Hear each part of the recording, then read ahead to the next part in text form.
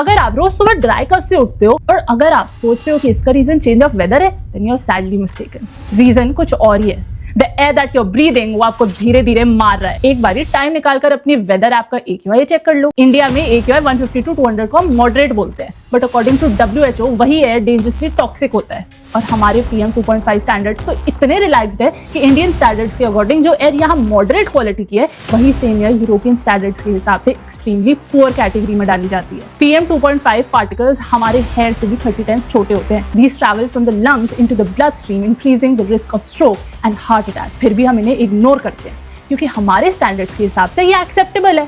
इन 2020 air pollution की वजह से 1,16,000 बेबीज की डेथ हुई है इंडिया में with in 27 days of birth, which basically means कि हर 5 मिनट में एक इंडियन न्यूबॉर्न सिर्फ पोल्यूशन की वजह से मर रहा है. ब्लैक डिपॉजिट्स बच्चों के लंग्स में दिखते हैं. लंग कैंसर का रीजन अब स्मोकिंग नहीं है, हवा है. पोल्यूशन का ब्लेम सिर्फ दिवाली या स्टबल बर्निंग पे नहीं डाल सकते. Who's to blame then?